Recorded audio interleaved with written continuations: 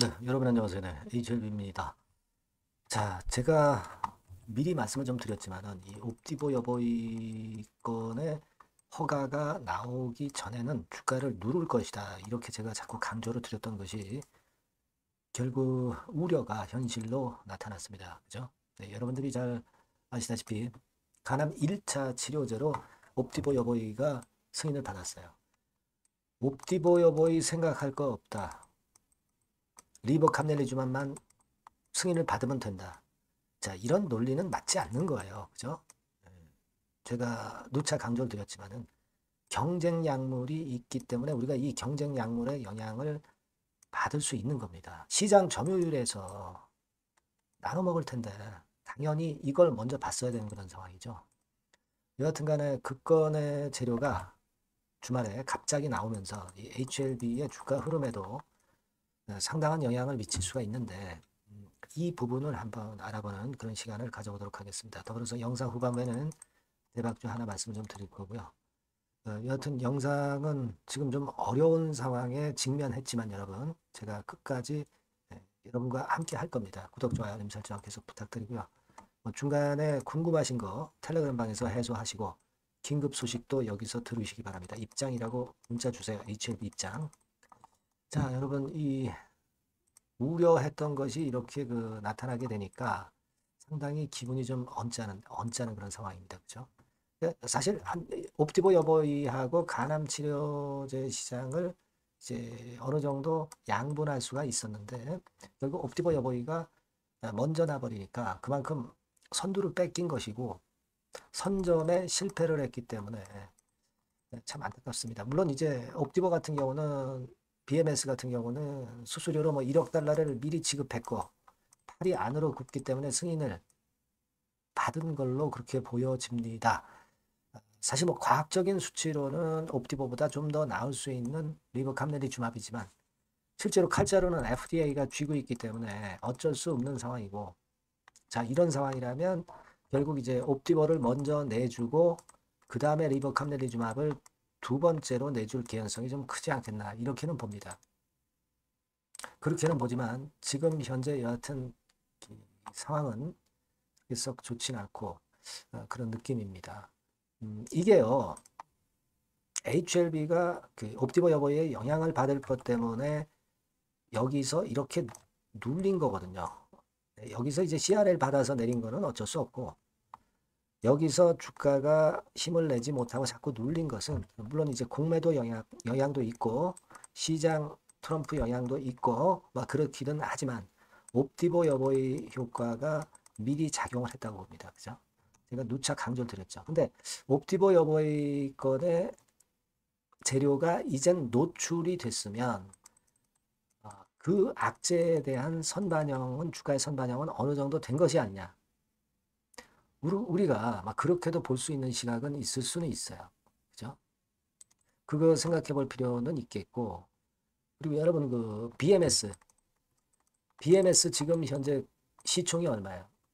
여기 보시다시피 차트입니다만은 1031억 달러잖아요. 1031억 달러면 이거는 한화로 따지면은 150조예요. 150조. BMS는 150조 가고 있어요. 간암 1차 치료제 건으로. 자, 그러면 HLB가 이번에 리버캄넬리주맙 승인을 만약에 따낸다고 한다면 BMS는 150조인데 지금 HLB 주가가 6조.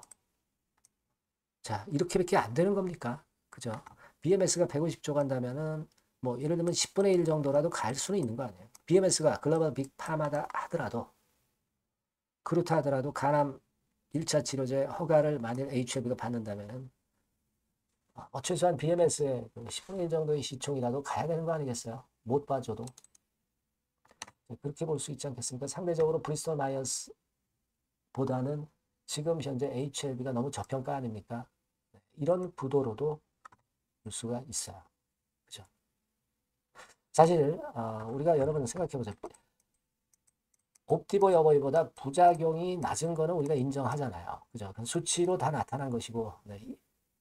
사실 신약에서는 부작용보다는 안정성을 최우선으로 보기 때문에 나중에 경쟁하더라도 BMS를 능가할 수도 있는 거예요.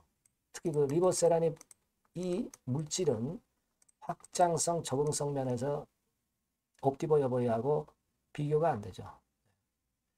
그리고 만약 이제 상업적으로 경쟁을 한다 하더라도 가격 경쟁으로 HLB가 리보캄네리즘압이 나갈 수도 있어요.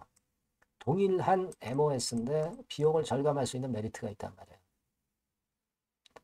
아까 말씀드린 그리고 시청과 같은 경우도 비교해 볼 필요가 있겠고, 자, 이러한 부분들도 좀 봐야 될 것 같습니다. 물론 이제 여태껏 이제 공매도의 타켓이 좀 됐고, 이런 부분은 제가 누차 말씀을 드렸다시피 이제 옵티버 여보의 승인이 될 것에 대한 우려 때문에 이런 것들이 나오지 않았나 싶은데, 이미 옵티버 여보이가 승인이 났다고 한다면 이제 공매도는 하루 이틀 정도는 나오지만은 다시 줄어들 개연성도 좀 존재할 수 있습니다.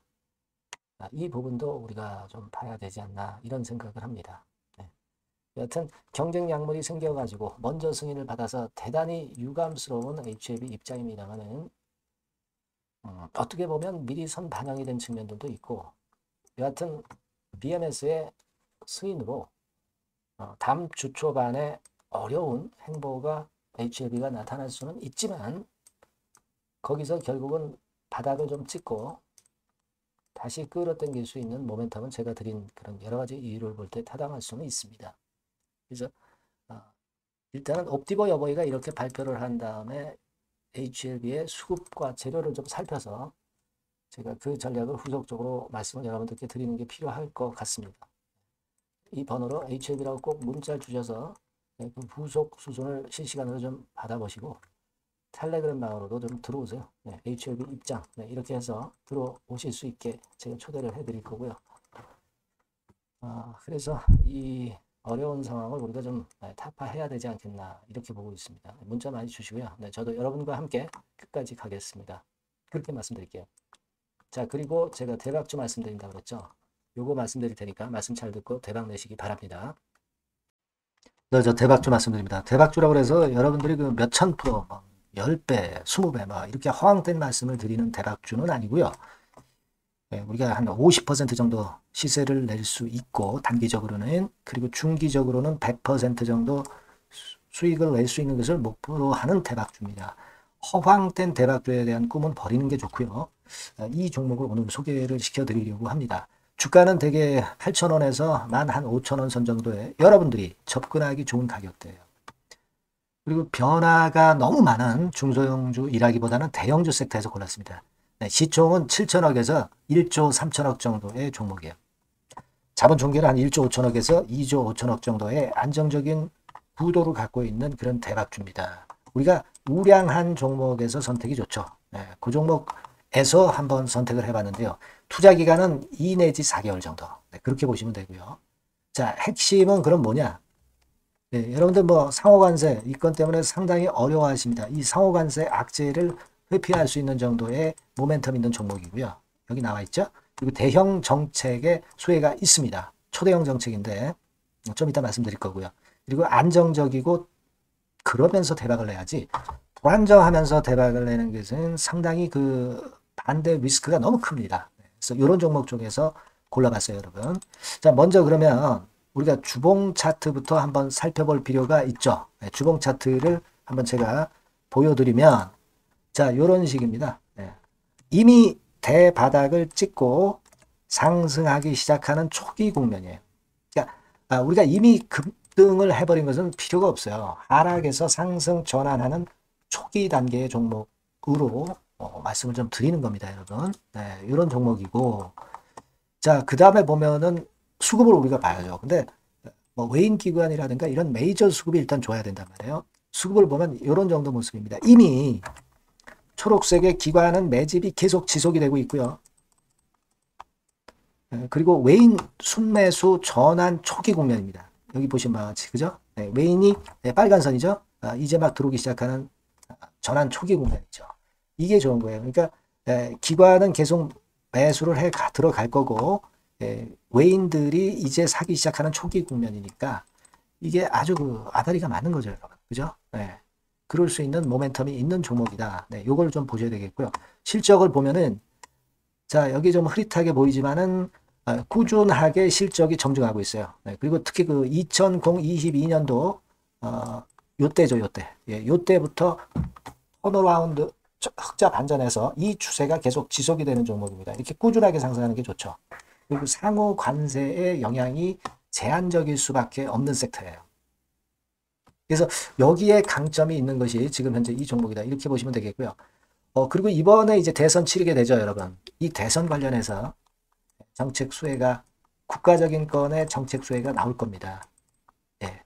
요거는 제가 말씀을 드리면 다 알 수 있는 부분이기 때문에 요거는 제가 말씀을 안 드리는 거예요. 대선 관련 정책 수혜까지 지금 현재 모멘텀이 있기 때문에 이걸 크게 기대하는 겁니다.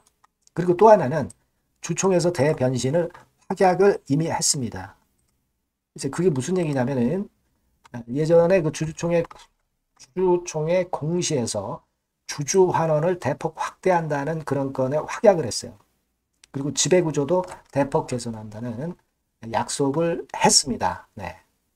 그러면서 이게 주주 친화적인 모멘텀까지 작용이 되면서 주가를 올릴 만한 거리가 충분히 있다. 이렇게 봐야 되겠고요. 예. 또 하나 중요한 거는요, 여러분, 엔화 강세 수혜를 받을 수 있다는 거예요. 여러분들 지금 엔화 패턴이 어떻게 됩니까? 막 이런 정도로 엔달러 환율 대단히 이제 이렇게 하락하고 있죠. 그러니까 엔화 강세가 지금 현재 그 시연이 되고 있다는 얘기인데 트럼프 들어오고서부터 결국 달러는 좀 약해지고 엔화가 초강세를 보이면서 이권 모멘텀으로 실적이 대폭 증가할 가능성이 높다는 게 엔화 초강세의 강력한 그런 종목이다. 이걸 보셔야 됩니다. 그래서 이런 모멘텀들이 있기 때문에 상당히 기대가 돼요. 그래서 이 종목은 제가 여러분에게 꼭 그 진입 시기 그리고 비중 그리고 매도할 때 매도하라. 네, 이런 사인 다 드릴 겁니다. 요 전번으로 대박주라고 꼭 문자를 주세요. 네, 대박주. 네, 이렇게 문자 주시면 제가 최선을 다해서 진입 시점, 비중, 그리고 매도 시기까지 해서 확실한 수익 한번 내보도록 하겠습니다. 네. 자, 요 전번으로 꼭 대박주라고 문자 주시면 제가 최선을 다해서 여러분 도와드릴 겁니다. 아시겠죠? 네, 그렇게 말씀드릴게요. 감사합니다.